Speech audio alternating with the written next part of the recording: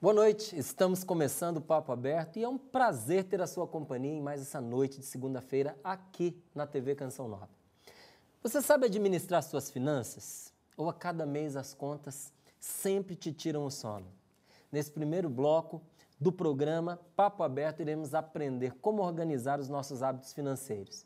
E quem nos ajudará nessa tarefa será o professor, palestrante e economista Elison de Andrade. Seja bem-vindo. Novamente, nós tivemos a oportunidade de estarmos juntos há mais ou menos um ano atrás, não foi isso? Por aí, Márcio, por aí. É um prazer todo meu estar aqui com você novamente, podendo conversar aí com o público da TV Canção Nova. E tanto gostaram que temos o prazer da sua companhia aqui novamente.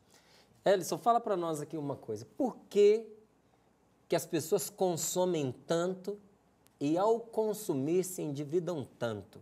Isso é uma realidade aqui do público brasileiro, do cliente brasileiro, do consumidor brasileiro? Ou isso é no mundo inteiro e por quê? Ok, então essa é uma pergunta, né, bastante complexa, talvez não tenha uma resposta fechada para isso. Mas, assim, nos países capitalistas, né, que a gente, então, se a gente pensar em contexto global, nos países capitalistas isso é algo que vem sendo até incentivado pelos próprios governantes para a questão de crescimento do próprio país. Então, estimula-se o crédito para o consumo, para que as empresas produzam mais, tenham mais emprego. Então, há esse estímulo do consumo por parte para que a economia gire, né? Não vamos entrar aqui no mérito se isso é certo, se isso é errado. O fato é que acontece. Acontece, há um estímulo ao crédito, né, com a estabilidade da economia global, um estímulo ao crédito para que as pessoas consumam, para que as empresas possam vender mais, dar mais empregos e assim o país crescer. E assim, por que as pessoas consomem tanto e se endividam? Eu gosto muito da ideia de que, na verdade, provavelmente o conceito que as pessoas têm de riqueza não é um conceito que leve as pessoas a gerenciar bem as suas finanças pessoais. As pessoas têm, assim, se você perguntar, eu costumo muito nas minhas palestras, nas minhas aulas, a começar a minha explicação fazendo uma pergunta, né? Qual que é o que é ser rico? Então, geralmente as pessoas respondem algo como poder comprar tudo que eu quero, sem me preocupar com as contas. Então, temos duas partes aí. Uma, poder comprar tudo que eu quero. E a outra, sem preocupação com as contas, com as despesas. Essas duas partes, elas acabam jogando um pouco contra a boa administração do dinheiro, porque, na verdade, quando a gente pensa em educação financeira, uma primeira questão é que você tem que saber conviver com restrição. Né? Você não pode comprar tudo que quer. Uma pessoa que quer acumular riqueza, ela sabe conviver com a restrição. E, por outro lado, as pessoas que a gente vamos chamar de que enriquecem, que são ricas, elas se preocupam muito com as despesas. Elas compram aquilo que dá para comprar, dado o orçamento que você tem num dado mês, por exemplo. Então, você veja que o conceito joga contra a riqueza. E é por isso que, muitas vezes, uma pessoa que tem menos poder aquisitivo fica chocada com a realidade no convívio com um rico. Diz assim, nossa, a pessoa tem tanto dinheiro, mão de vaca, né? Pessoa mesquinha, faz conta de uma ligação telefônica. Exato. A pessoa não liga para a gente. Então, porque na cabeça daquela pessoa, às vezes está esse conceito. Se você tem muito dinheiro, você deveria gastar sem se preocupar com as consequências, né? Exato. Então, sim, se você está mirando, né, se o seu sucesso financeiro é ter carro, casa, roupas, aparelhos eletrônicos, então esse é o conceito de sucesso.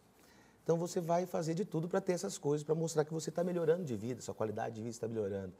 E aí entra nos financiamentos, porque o conceito de riqueza é ter, né, e não ser, que deveria ser talvez o que a gente devesse buscar.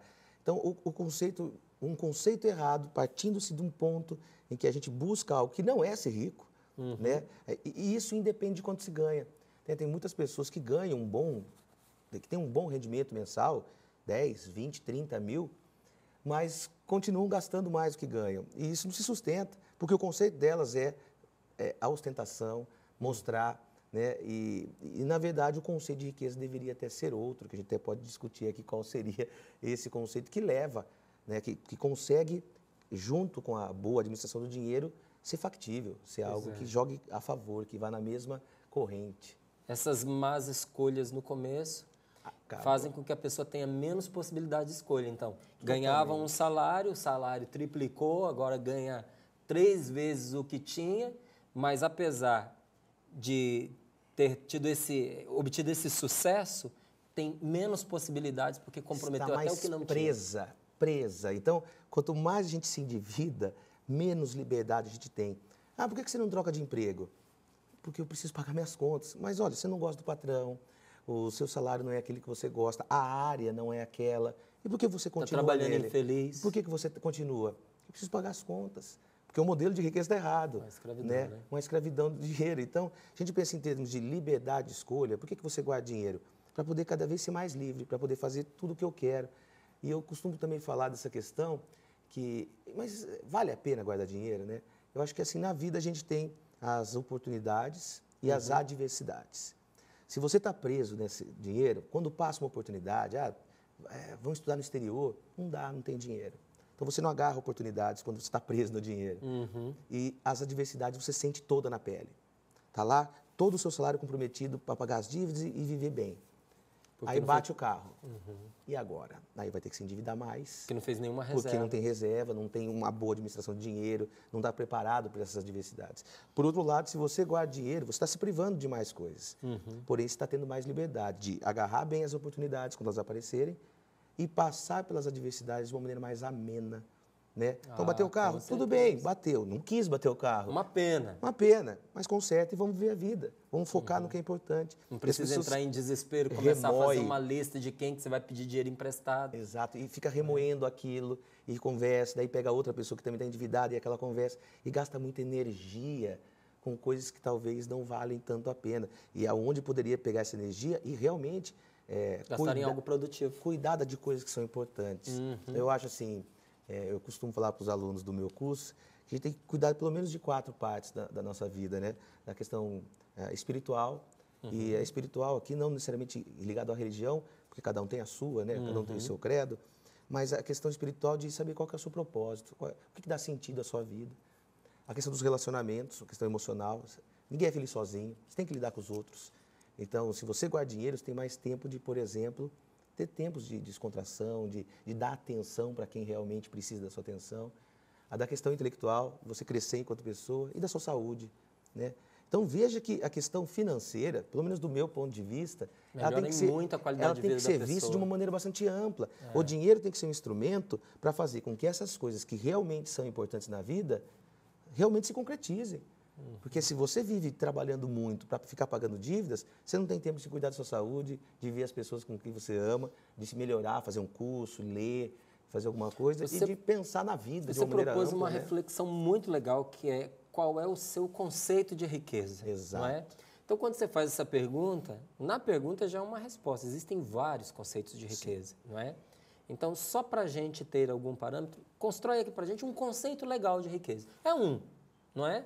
Pode não ser o seu, mas é um conceito legal na sua opinião. Tá. Então, eu costumo dar 2 conceitos de riqueza. Uma eu chamo de filosófico, que é esse, liberdade de escolhas.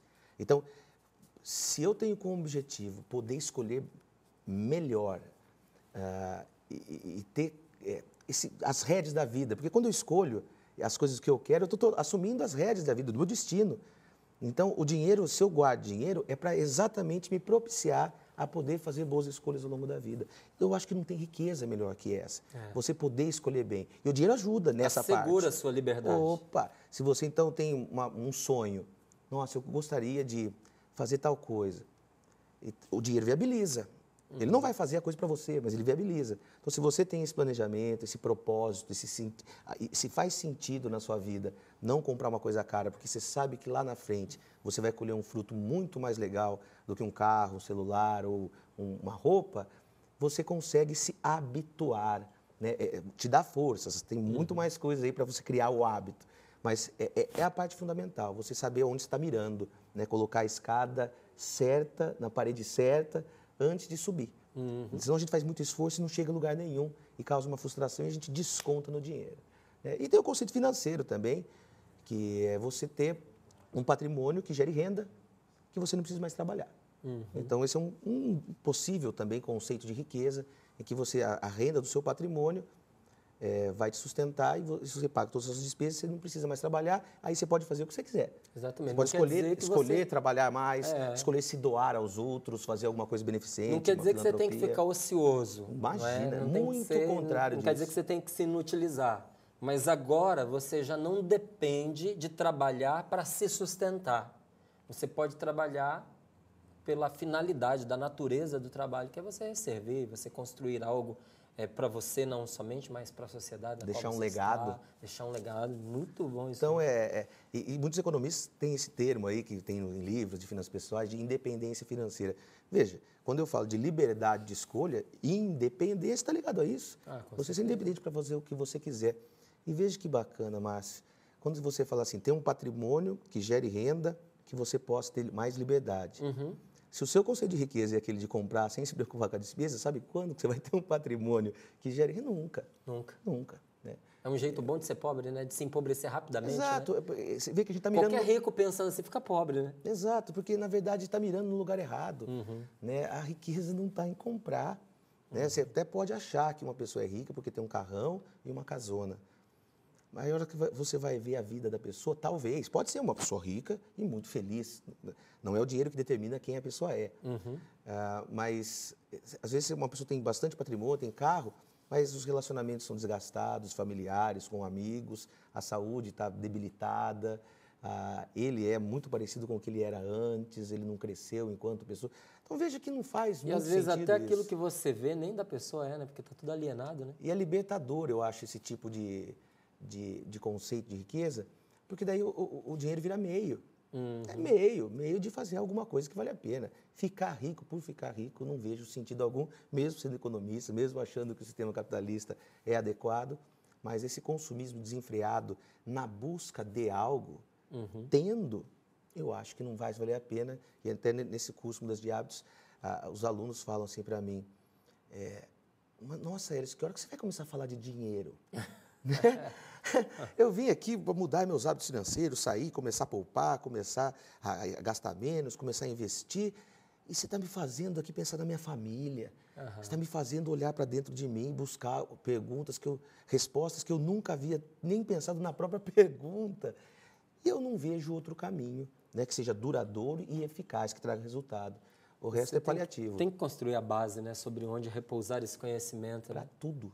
Pois é. O dinheiro também. Agora, um termo que você usa nos seus cursos, que é paradigma financeiro. O que é isso? Isso. É assim, paradigma, a gente pode simplificar esse conceito como sendo um modelinho.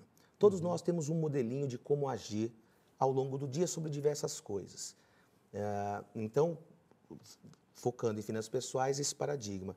Nossa, ser rico é poder... Nossa, a pessoa pensa riqueza, uma pessoa descansada na rede, numa casona, um mar, um iate, um carrão, pessoas bonitas e descoladas em volta. Então, esse é um paradigma de riqueza que ele faz com que você persiga ao longo do dia ser desse jeito.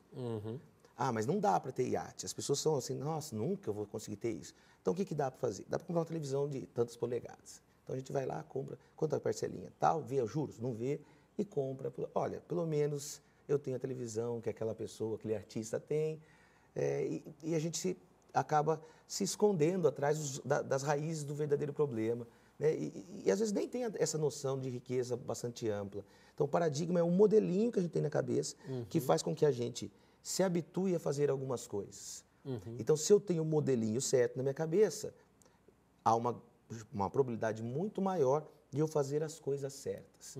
Se eu tenho modelinhos errados, eu provavelmente vou agir diariamente, meu comportamento vai jogar contra as minhas finanças pessoais. Como é que eu posso construir um novo modelo, um novo paradigma? Primeiro é conhecimento. Tem que ter, né? A gente fala assim, né? À medida que você aprende, você está mudando. Então, para mudar o paradigma, você precisa aprender. Porque a mudança se sustenta no conhecimento. Então, a gente precisa estudar, ler, conversar com pessoas que agreguem valor, né? Assistir programas que agreguem valor e não algumas coisas que tem por aí que te fazem só se acomodar e falar, é assim mesmo a vida e a gente não quer mudar. Então, o conhecimento eu acho que é a chave para tudo. Você buscar informações, buscar pessoas que possam lhe ajudar a pensar de uma maneira diferente, mudar esse programinha, se a gente fosse, por exemplo, no computador, e instalar um novo programinha dentro do seu cérebro que seja mais coerente com o que realmente vale a pena na vida. Né? E isso, veja que não é uma coisa que eu inventei. Se todo mundo olhar, todo mundo que para e reflete um pouco sobre essas coisas que a gente fala no curso, as pessoas falam, poxa, é tão simples, que são coisas que os nossos antepassados, os nossos avós falavam, e a gente perdeu um pouco nesse afã de tecnologia, tudo tem que ser para ontem, só quer aprender inglês em um mês, a pessoa quer emagrecer em tantos dias, ficar forte na academia tomando anabolizantes em tantas semanas. Não é assim. As coisas, tem a lei da colheita, você tem que plantar, cuidar da planta para depois escolher o fruto. Demora esse tempo, tem um tempo de maturação, é um processo de engrandecimento pessoal. E é um caminho para você saber se a pessoa realmente aprendeu, né? Porque aprender é mudar posturas. Quando você nota que uma pessoa está mudando a sua forma de vida, é sinal de que ela aprendeu alguma coisa que foi importante para ela. Não é? Então a gente está aqui batendo esse papo para a gente aprender coisas importantes que possam fazer a diferença na nossa administração financeira, pessoal. Não é? E eu acredito que uma das coisas importantes é a gente aprender a estabelecer prioridades, não é? Acho que é importante para a gente colocar a casa em ordem. Até numa mudança física mesmo. Você mudou de casa, está tudo jogado ali, você tem que saber por onde que você vai começar. Você vai estabelecer as suas prioridades. O que você vai arrumar primeiro? Não é? Quando a gente fala de finanças, como é que a gente organiza prioridades? Perfeito. Então, eu até costumo falar assim, que você tem 2 estágios, né, para fazer esse processo realmente acontecer. Em um primeiro estágio, você está bem consigo. Você não consegue mudar as pessoas ao seu redor se você ainda não se compreende muito bem. Se você luta consigo muito, se você é incoerente e tal. Então, dentro desse processo, a hora que a gente olha para dentro, pensa por que eu penso dinheiro da forma que eu penso hoje, por que eu gasto tanto, foi uma influência familiar, da sociedade, do que foi, por que eu sou assim. Então, agora, com conhecimento, eu vou tentar mudar e daí a gente já entra nos propósitos, né? O que é importante para mim? Então, a prioridades vem vinculada a essa palavra importante. Então, a hora que eu falo sobre prioridades, significa que, no meu dia a dia, seria interessante que eu diferenciasse as minhas atividades entre importantes e não importantes e até acho interessante colocar urgentes e não urgentes. Porque, na verdade, nessa correria que a gente vive, nesse caos, muitas vezes a gente faz o que é urgente. E, geralmente, o urgente não está ligado a algo que é importante. Então, um exemplo simples, eu preciso cuidar da minha saúde, eu preciso fazer atividades físicas. Só que eu tenho coisas que são urgentes, eu preciso resolver um problema aqui, um problema aqui, um problema aqui, e essa caminhada? Vamos jogar para frente, porque isso é importante, mas não é urgente. Então, a gente vive na urgência, querendo Aí um dia, além de importante, vai ser urgente. E daí vai fazer mal feito. Aí você não vai ter tempo de planejar e fazer a contento aquilo, da maneira que deveria ser feito. Então, a gente precisa, mais uma vez, desses paradigmas que a gente vai mudando, esse modelinho, saber o que é importante na vida. Primeiro tem que fazer o que é importante. A hora que a gente resolve o que é importante ao longo do dia, e da semana, do mês, da vida, a gente tem tempo para fazer alguma coisa que talvez não seja tão importante, mas que dê algum prazer momentâneo. Mas as coisas importantes geralmente estão associadas a coisas que você olha para trás e lembra com orgulho daquilo, algo como assim, dos momentos de maior felicidade da sua vida. E isso exige esforço, dedicação, foco, concentração e administração de energia, que eu acho que é um dos temas mais pouco falados assim, e que a gente precisa cada vez mais divulgar essa questão de administrar energia. Então, vamos falar de administração de energia. Quando você diz de administração de energia, é a disposição da pessoa para fazer as coisas? Então, ao longo do dia, você tem uma quantidade limitada de energia que você consegue, de coisas que você consegue fazer. É aquilo que você consegue dar de si. Isso. Assim, ao longo do dia, você consegue fazer um tanto de coisas. Então, a hora que eu acordo, eu posso chegar aqui e falar para você, imagina que a gente trabalhasse junto, e uma pessoa fala mal de mim, ou fala mal de você, eu chego e falo assim, olha, Márcio, não sei o quê, papai, a gente fica remoendo aquilo e gastando energia com algo que tem pouquíssimo valor, que é falar mal de outra pessoa, muita. E gasta. Né? Estresse, nervosismo, com as próprias finanças pessoais, aquela preocupação e você não consegue se concentrar no próprio trabalho. Então, a questão é a seguinte, se a gente tem uma energia limitada para gastar ao longo do dia, a gente precisa ter consciência do que é prioridade. Então, eu vou pegar e vou agendar para amanhã, não o horário necessariamente que eu vou fazer 1 milhão de coisas, não. Eu vou colocar primeiro as coisas importantes para serem feitas quando eu tenho mais energia. E aí eu vou fazer o que é importante, porque é isso que vai causar a transformação na prática da minha vida. Então, como eu falo bastante de família, pense no pai de família que ele considera como prioridade a educação do filho. Então, no momento que ele está dentro do trabalho e algo acontecer que possa lhe tirar do sério, que ele tenha o hábito de dar aquele start e ele ficar bravo e aquilo estragar o dia dele. Se ele mexe no paradigma e começa a administrar bem a energia para fazer as coisas que são importantes, ele vai falar, não vou dar bola para isso aí, porque eu preciso chegar em casa, ler para o meu filho, brincar com o meu filho, escutar o que ele tem para falar, falar com a minha esposa, ter energia para fazer algo que realmente é importante, porque lá na frente, o que você vai colher dessas relações que você tem hoje é o que você faz no dia a dia. Não é um ato de heroísmo que vai fazer com que você tenha os depósitos, né? Você faz saques emocionais e depósitos. É bacana que a gente poupe dia a dia os relacionamentos das pessoas que a gente gosta, que a gente ama, e veja que isso tem tudo a ver com o dinheiro, né? Se eu estou bem, se eu administro bem minha energia dentro do trabalho para fazer bem feito aquilo que eu me proponho, algo que é importante, não urgente, que geralmente é urgente dos outros, não a sua. Não a sua, né? É isso aí. E a gente começa, a gente melhora o relacionamento com a família, a gente trabalha melhor, a gente sobe de cargo, ganha mais, e isso é uma bola de neve do lado bom, né? Que você vai crescendo enquanto pessoa e você vai botando energia aonde é realmente necessário. Então, se eu quero fazer alguma coisa, quero comprar alguma coisa, eu vou dedicar energia para aquilo. Para fazer bem feito, eu preciso pesquisar. Será que é o melhor carro? Quais são as marcas? Quem tem o menor custo? Veja, você está dedicando energia a uma decisão que é muito importante, a compra de um carro. Né? Quero viajar, então vamos pesquisar diversos destinos, preço de passagem aérea, melhor momento para comprar dinheiro se for no exterior. Você dedica energia para o que realmente é relevante. É, um jeito da gente economizar energia, né, que acontece com todo mundo, é a criação de um hábito. Isso, não é? Um hábito bom e tem os hábitos ruins. Tem hábito pessoal e hábito comunitário, social. Então, aquele hábito social, ele configura uma sociedade. Então, tem alguns lugares que você já vai sabendo que as pessoas têm um estilo de vida, porque habitualmente elas agem assim. Quando você põe um hábito bom na sua vida, ele fica mecanizado, ele exige menos esforço de você para poder praticá-lo, não é? Quando um hábito ruim entra na sua vida, ele é uma erva daninha que rouba a sua energia e você precisa arrancá-lo, não é? O pessoal aqui da produção já sinalizou para a gente que o nosso tempo terminou, infelizmente. Eu só queria que você desse uma dica para a gente, não é, de como a gente pode fazer para trabalhar na mudança de um hábito.